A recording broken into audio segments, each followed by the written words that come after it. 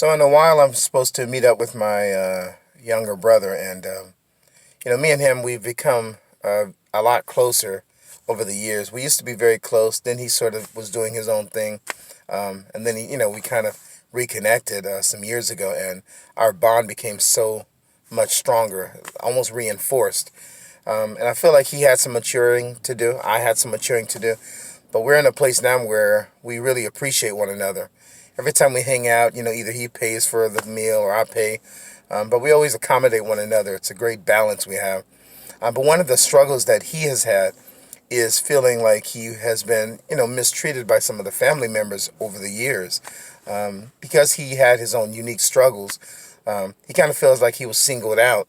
And then on top of that, he's had a lot of negative experiences on top of that from other people, kind of degrading him, using him, some of the resources that he had. And I don't want to say he's paranoid, but he almost reminds me of someone who he's on guard all the time because he feels like people, are potentially trying to use him. Sometimes it could be family, sometimes it could be other people. So he's always on guard.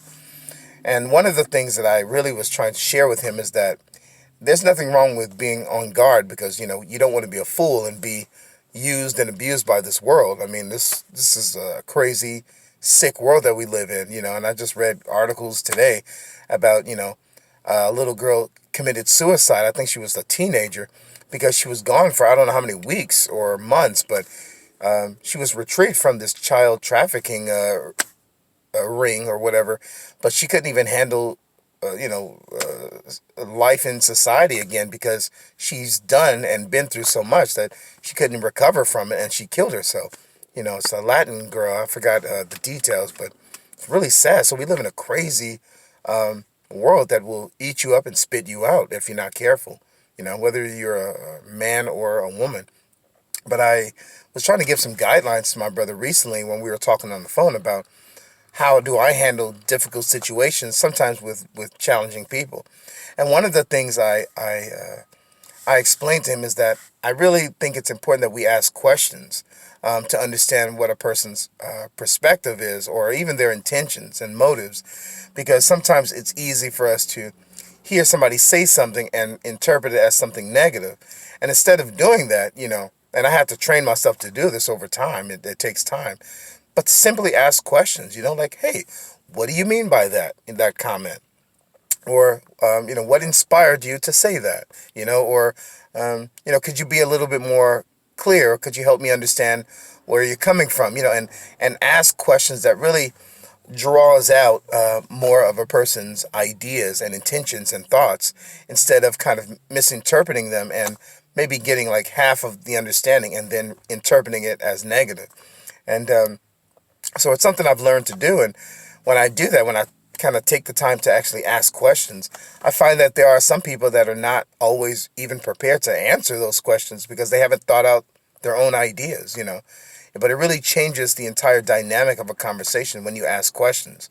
And a person who may say, well, hey, I don't like Donald Trump or whatever, and you ask them, okay, which policies don't you agree with? 90% of the time you find out they don't know any of his policies. They just think, hey, he's racist because, somebody said he's racist, and or whatever. So for me, I'm more of a thorough type of person, and I try not to get emotional when it comes to conversations and chats. One of my friends on Facebook actually, I shared a quote from Donald Trump that I really liked, and he basically said, in America, we don't worship government, we worship God, which I agree with. We're supposed to be worshiping God. He's supposed to be the supreme authority that we're supposed to glorify. And a friend of mine said, well, hey, that's nice and all, but, I think the comment is something in the nature of, but he doesn't worship God. And so I kind of say, well, that's kind of a tricky comment and approach because, how would you evaluate if he's, worshiping God, or if, how would you know? How would you know? How would you know if any of us is worshiping God? What is your standard of how do you compare? And I welcomed him to, send me a link for, because he said Donald Trump doesn't say really nice things in certain interviews about God. And so, I invited him to send me some links so we can evaluate those things. And I never received any links.